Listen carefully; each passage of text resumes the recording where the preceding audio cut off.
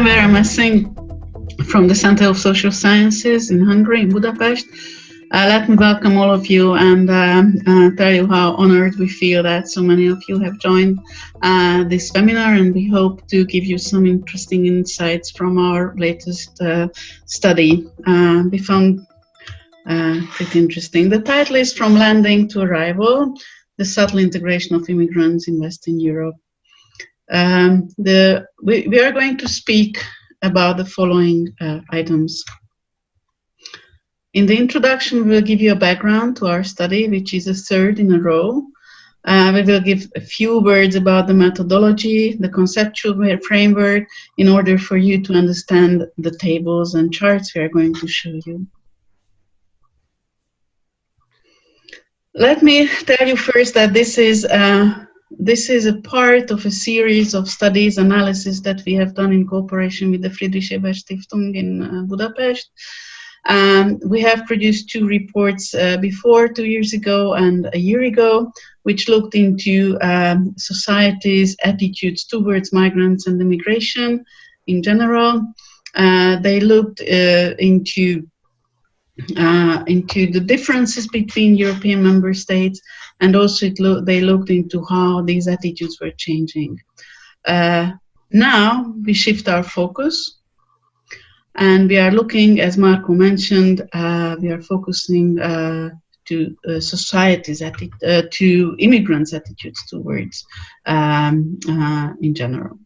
So the present study will tell you about how immigrants are integrating, and compared to the rich scenery on social integration of immigrants, the uniqueness of this present study is that instead of structural features of integration, which are very important, such as housing, education, labor market, but there are many studies on that, it looks into subjective characteristics that enable subtle, in-depth inclusion in the mainstream societies. It looks into immigrants' values, attitudes, cultural norms, because we think that these lie under the whole process of integration. They are at the core of the process of integration.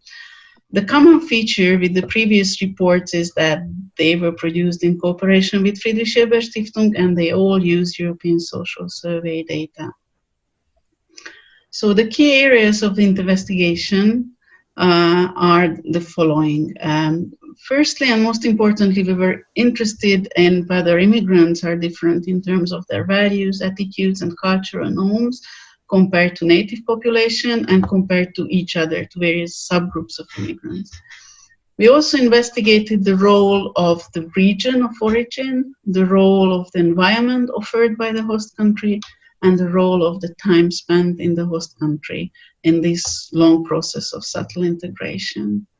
We also looked, although primarily we analyzed in social integration of first-generation immigrants, one chapter also looks at how second-generation immigrants cope.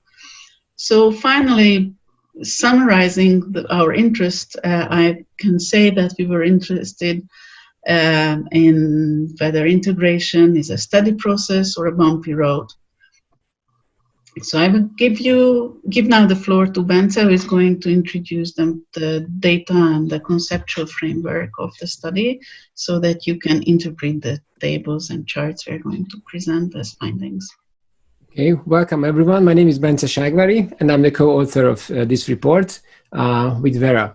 And now I would like to give you a very brief overview of the conceptual framework, or we can call them the basic indicators that we have used in this study. And everything that I will talk about, everything that we will talk about today could be traced back to this only chart.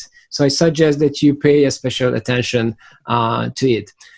So in order to capture the points that Vera just mentioned, we developed three indicators, or set of indicators. The first one on the left side, described by letter A, is called the Institutional Attitude Index, and basically it tries to capture an assessment of the major institutions of the society.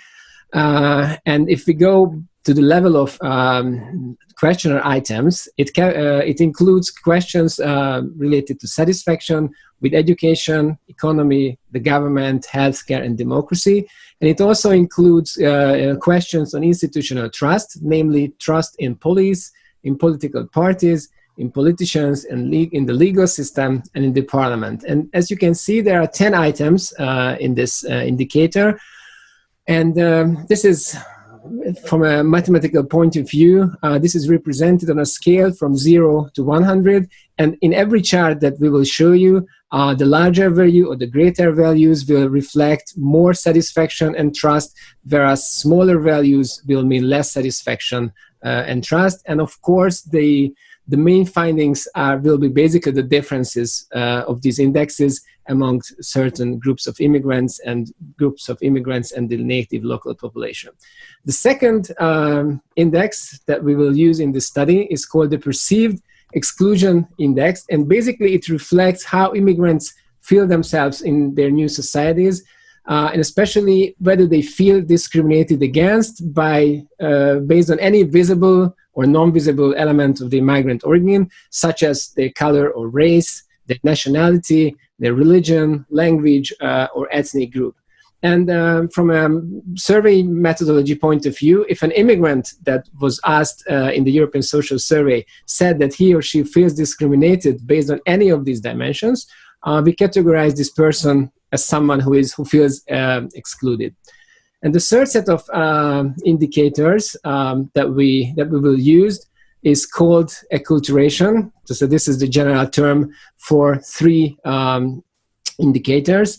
The first one refers to the first language used at home. And here we think that using a host country's language at home or in a family is a very advanced level of adoption to the host society's culture. And basically, this is a yes or no question. The second element of acculturation is related to the emotional attachment to the host country. And here we categorized people who are emotionally attached to the host country who said answered certain items on a 1 to 10 scale. Basically, they are the ones who gave a positive answer, so 6 and above. And the third element of acculturation measures the attitudes towards gay and lesbian people. And here we think that this item from the European Social Survey questionnaire is somehow a proxy of acculturation, and it reflects the basic Western European norm of tolerance. And here we also created two basic groups of people, tolerant and non-tolerant, and based on the idea or the answer on how much they support the idea that gays and lesbians should be free to live their lives as they wish. So this is our complex conceptual framework. A few words about how we conceptualize migrants. The basic question here is, how do we define immigrants? And there's a simple answer for this. So those whose country of birth was different from where they live at present, or in practical terms, it is different from the country where they live, where they were interviewed. So this is the official definition of immigrants in our study. And we also created two groups of categorizations for the immigrants. First, we can categorize them by legal terms. So here we differentiate between EU and EEA mobile immigrants, including Switzerland, and TCN, so third country national immigrants. So this is a dichotomous categorization. But we also used categories by regions of cultural or religious heritage. And here we have 6 different groups, and maybe it's more understandable for you if I show you the map. So how we categorized immigrants arriving from these 6 regions to countries of Western Europe. And this is a major point here, and we arrived to the basic description of data and methods. So as Vera already mentioned, we used data from the European Social Survey, and what we did is that we integrated the data set from round 1 to round 8. So this is data that captures reality from 2002 until 2016. Here in this report, we don't do a time series analysis. So we treat it as one group, But we did some validation in the background, and it turned out to be true that we can do this step. So we can integrate data from 8 rounds of the ESS. Using these 8 data sets and focusing only on 13 Western European countries that you can see on the right side, we had a little more than 200,000 respondents, and about one-tenth of them was born in a different country, so we treated them as immigrants, and this is our base sample. And just one very quick note on the methodology. So, of course, the share of immigrant population in the ESS data is lower, or might be lower, than in official statistics, and this is due to the reason that the ESS is not representative for this respect. It's representative for private households and for people legally residents of a certain country. But this is a little bit by chance how many immigrants they have found in the data, but we think that it does not affect the validity of the analysis. Thank you, Bence. And now coming to the results after this thorough introduction of the indexes and concepts that we are working with.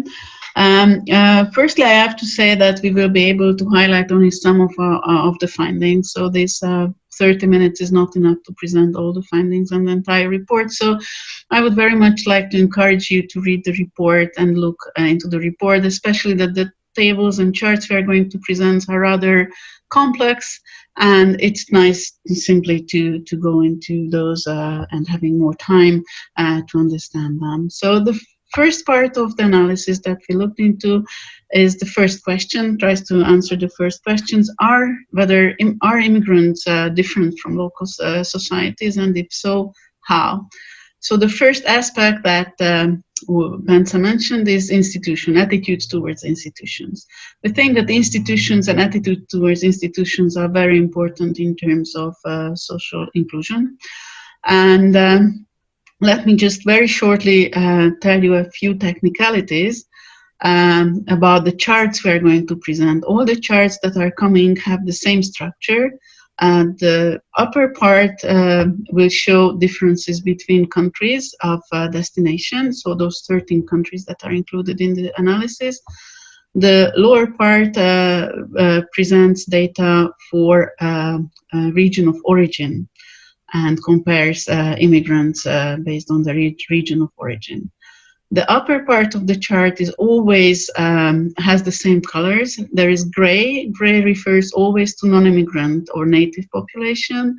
The light blue always refers to third country nationals, and the dark blue refers to internal EU and EEA mobile people. So now let's get back to institutional attitudes. We see that institutional attitudes of immigrants are more positive than those for non-immigrants. They evaluate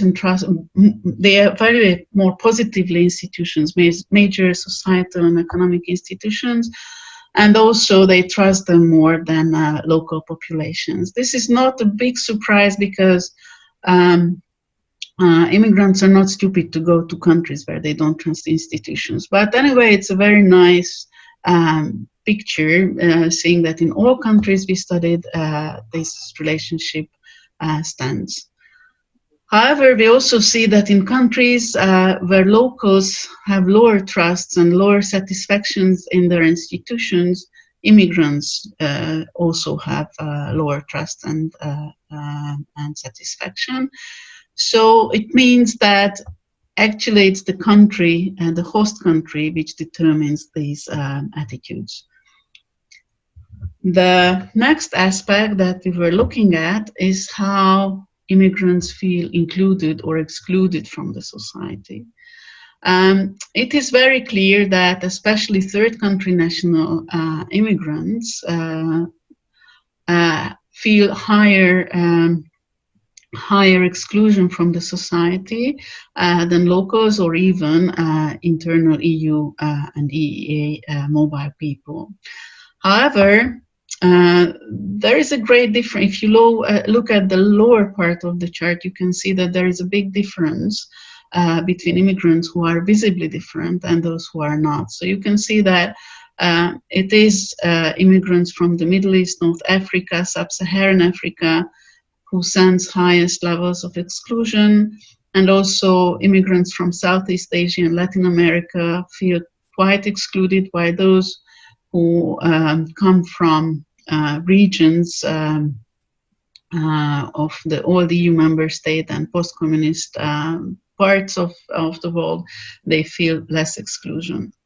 However, and this is very important, we think, the host countries' general attitudes matter too. In our previous studies, we compared countries and we compared how mainstream society thinks about immigrants, and we found that there are some countries which are much more open, where the population is much more open towards migrants in general, and these are mostly the Nordic countries, Switzerland and Germany, while there are countries in Europe which are very hostile. This is most significantly the Central East European countries, but also Austria is quite hostile to immigrants, I mean attitudes of population. And here we see the reflection of this phenomenon. We see that in countries which are more open, also immigrants feel more included, while in countries which are where population is more hostile towards migrants, they feel more excluded from the society. And the next aspect that we investigated in terms of this process of subtle integration is acculturation. And as Bence mentioned, there were different aspects or lenses through which we investigated this process. So the process of acculturation is one by which individuals moving from one cultural context to another develop new patterns of behavior, attitudes, identities, which are shaped by the dominant norms and the cultural context of the host country. Language use, especially language use in private situation, is a very definite sign of acculturation. So here we see in this table this aspect. We see that there are significant differences in this regard, both between countries of origin and host country, but we would suggest to disregard countries like France, United Kingdom, Spain, and Portugal, because in these countries, most of immigrants come from regions where these languages are official ones. So if we look at the remaining 9 countries, we see pretty large differences. We see that third country national immigrants in Austria and Switzerland and Sweden are the least likely to use the host country's language in their home, in their private lives. But for example, in Germany or in Norway, over half of immigrants use the language of the host country. We also sense that there is a very important role of educational policies in this sense. If we look at the Migrant Integration Policy Indicator, which is a very well-developed policy indicator, we see that it is exactly Germany and Norway which are ranking highest in educational policies for immigrants. Another aspect of acculturation that we investigated is the emotional attachment to the host country. So we think that it matters how much immigrants feel attached emotionally to the country where they live in. It's a sign of acculturation again. This chart is again very interesting, at least to us. We find it very interesting because we not only see very big differences for third country national immigrants, but we see very big differences also for non-immigrants. There are certain countries where also non-immigrant population feel not very high levels of emotional attachment to their countries. These include Belgium, for example, UK, Netherlands, and we see that in these countries generally immigrants also feel less attached to the country, while there are other countries like Spain or Portugal or Finland where natives have very strong attachment to the country. We could differentiate 3 groups or categorize countries into 3 groups. Ones where the gap between natives and third country nationals in this respect is large. These include Austria, Switzerland, Finland, Ireland and Norway, while there are certain countries where the difference between locals and or native-born people and immigrants is small. These are Belgium, Germany, Spain, and Portugal. And interestingly, in France and Netherlands, third country nationals have higher levels of emotional attachment to their host country than do native-born people. And finally, finally in this section, a very, very complicated chart that you honestly don't have to understand and interpret. You will have time to do that later on. But we found it very important in terms of main findings of this report. It looks into the differences in basic human values. Basic human values are at the core of individuals' attitudes, behavior, identity. And the European Social Survey measures basic human attitudes for a long time. And we wanted to see whether immigrants' basic human values are different from natives. And they are. There are some important differences in the set of individual values. You can see there are 10 individual values on the top. They are listed. You don't have to really understand this right now, but the most important finding here is there are certain values which are central to immigrants, more central than to natives, to non-immigrant people. And these are more specifically security, tradition, conformity, and achievement.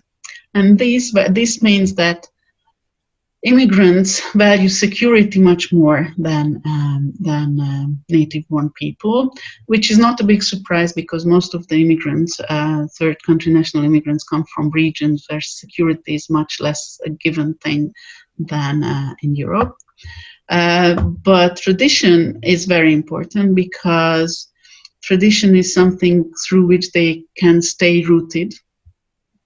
Conformity is very important, instrumental for adaptation and integration, because conforming norms of a new society gives direction to this integration. And finally, achievement is maybe the most instrumental for the adaptation and integration process for immigrants, because it makes them striving to achieve well-being.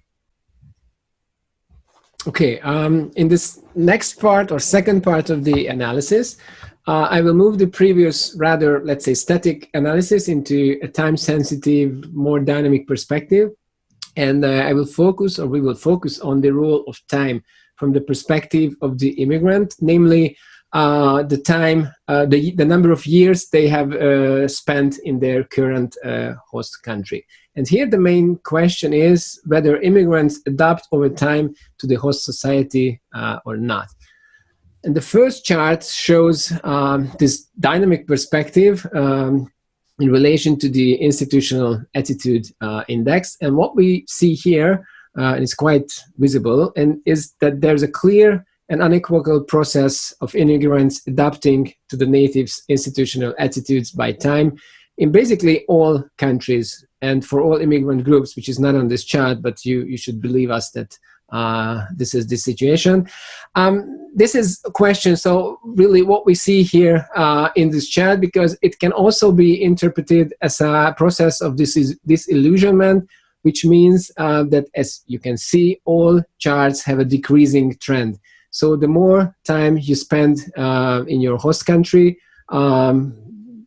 the less positive attitudes, institutional attitudes you will develop. And at the end, which means you spend, let's say, more than 20 years in your country, your attitudes are not really different from the non-immigrant local population. The second chart shows the same, but for the perceived exclusion index. And here what we can conclude is that the longer time spent in the host country, the more integrated immigrants feel on a personal level. But this is a kind of general statement, and there are quite interesting and significant country differences. The first one is that in some countries, even after 2 decades of living in the country, the sensing of exclusion remains significant. And these countries are Austria, Belgium, France, and the UK. And in these countries, on an average, let's say that 1/5 of the population, the oldest immigrants, they still feel excluded in their host societies. There are several countries where the trend in perceived inclusion is quite explicit.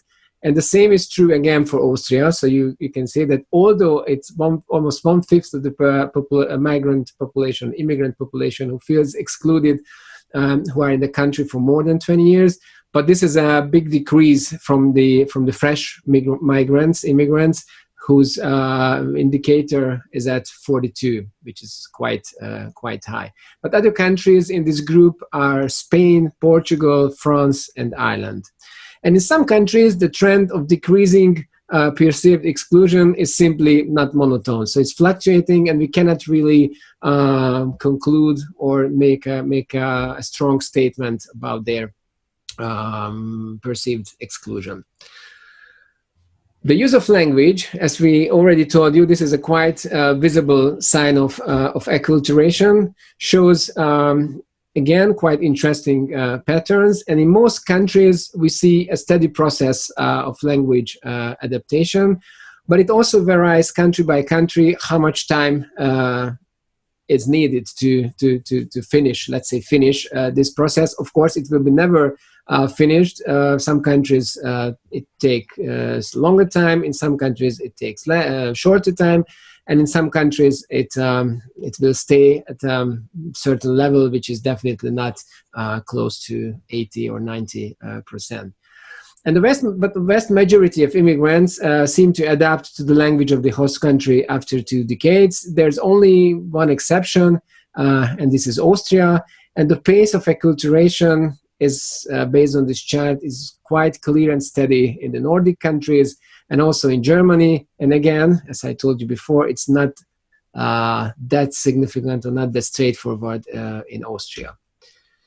And the last slide in this section deals with the first and second generation immigrants, the difference between these 2 groups. And simply, we defined first generation immigrants as people born outside their host country, while second generation immigrants are those whose both parents were born outside the country. And what we see is that the convergence with the host society, it really continues beyond the first generation. And the second generation migrants' values and attitudes are, let's say, very similar to those of the natives in the host societies. Of course, here there are again quite significant country differences, and maybe we will talk about it in the concluding session, which will be Vera's task. Yes, so let's now wrap up with some of the most important finding. Again, I would encourage you to look at the report and look at the charts there. But let us highlight a few of the findings that we find important and significant. So firstly, looking at whether immigrants differ from host societies in terms of their attitudes and values, we see that they do. They have a more positive attitude and higher levels of trust in the major societal, economic, and political institutions of the country. We show that they feel more excluded from society than do locals. We also show that they feel somewhat less attached emotionally to the country in most of the countries. There are a few exceptions to that. And we also show that they set greater store by security, tradition, conformity, as well as have higher desire for achievement, which are all instrumental to subtle integration. There are, however, certainly very significant differences in terms of the country of destination and the country of origin. Looking at different indexes, they can play out quite differently. The analysis also showed the clear and unequivocal trend of acculturation and convergence of immigrants' attitudes to those of the host society, and this is maybe the most important finding, this very clear trend that we were able to show on a general level. But this convergence takes place in all immigrant groups, in all destination countries, and in all aspects of the analysis. Still, the speed and extent of this convergence is not the same in all destination countries. Also, we established that this convergence continues beyond the first generation. However, subtle integration apparently requires time, sometimes a really long time, in the context of human life, but it happens. Immigrants are in-betweeners. Their attitudes, values, and cultural norms are different from both the population of the host country and the population of the country where they were born. We didn't show you now the results of a case study in which we compared immigrants from Turkey with Turkish people in Turkey, Polish immigrants to Western Europe with Polish living in Poland, and the same for Russians. And that analysis, but it's in the report, shows very clearly this in-betweener situation of immigrants. Still, what we saw from that analysis is that although immigrants are closer in this respect to the host country's population than to the population in their country of origin. So they are moving away from their origin, country of origin, in terms of their values, attitudes, and perceptions. We also run a complex model which took into account all the significant factors that are likely to influence the process of convergence with mainstream values and attitudes. And this complex model showed that the region of origin, the fact of being a Muslim, time spent in the country, and labor market status all matter significantly. Let us draw some policy implications, at least what we find relevant to policymakers. We found that a well-functioning institutional setting is a prerequisite as well as a safeguard allowing immigrants to integrate, not only in objective terms, but also in their attitudes and values. Immigrants, in general, ranked high on human values that are instrumental to their social integration. They are striving, ambitious, and security-oriented in general. Of course, there are subgroups of immigrants who don't value these values very highly, but in general, this is the picture. Therefore, we think that policies that enable immigrants to become agents of their own integration can be more efficient than policies that are just supporting them. And finally, we also could show that attitudes of native population towards immigrants is also very important in terms of the pace and depth of subtle integration. Therefore, policies aiming to make population more tolerant could be also significant in easing this lengthy but quite explicit process. And finally, a few words about the structure. So if you want to read, you can see the parts, the various analyses that are all present in the report and which were not all showed in this presentation. The first three were more or less covered, but we also have a case study of Turkish, Russian, and Polish immigrants, comparing them to Turkish, Russian, and Polish, we call them stayers, so those who did not migrate but still live in their country of birth.